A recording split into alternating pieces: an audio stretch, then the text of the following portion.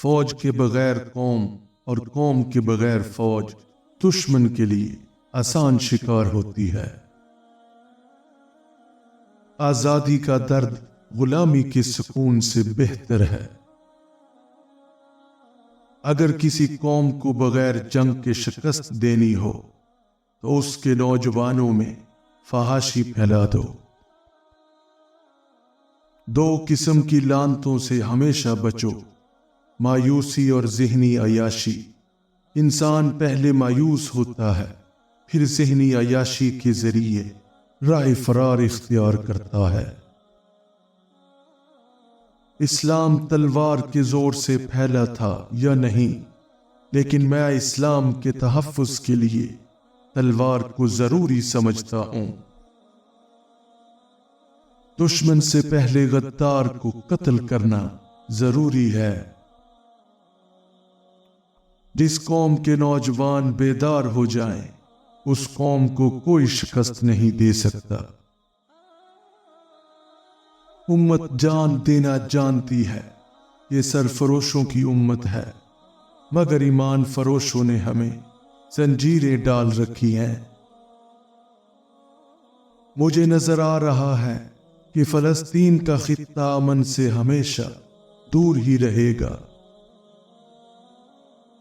جہاں روٹی مزدور کی تنخواہ سے مہنگی ہو جائے، وہاں دو چیزیں سستی ہو جاتی ہیں: عورت کی عزت اور مرد کی غیرت۔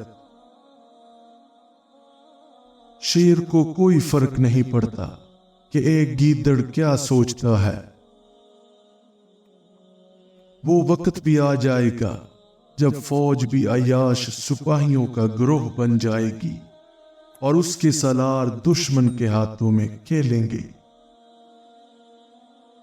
حکمران جب اپنی جان کی حفاظت کو ترجیح دینے لگیں تو وہ ملک و قوم کی آبرو کی حفاظت کے قابل نہیں رہتے۔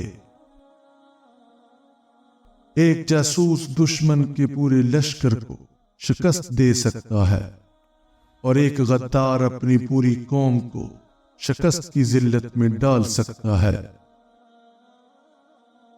دفاع کا بہترین طریقہ یہ ہے کہ تم دشمن کی سوچ سے پہلے اسے دبوچ لو۔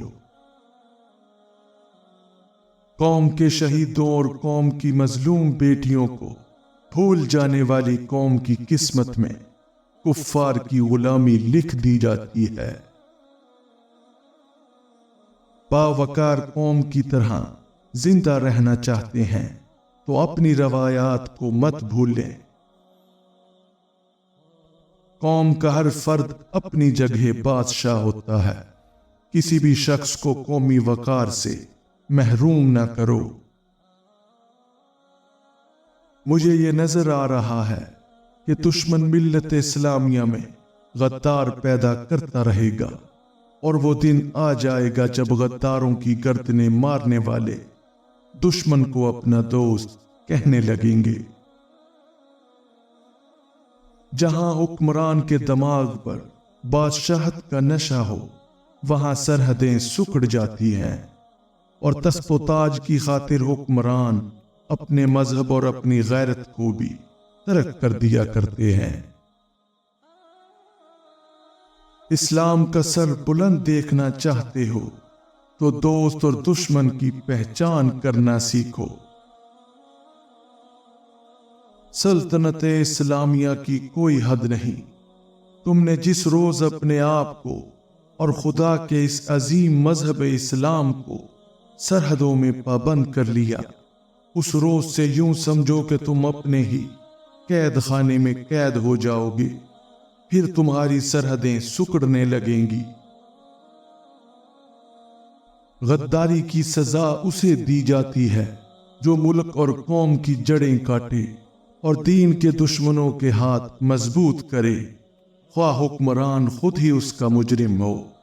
وہ غدار ہے اور سزا کا مستحق ہے۔ زندگی ایک بہترین دوست کے بغیر تنہا ہے۔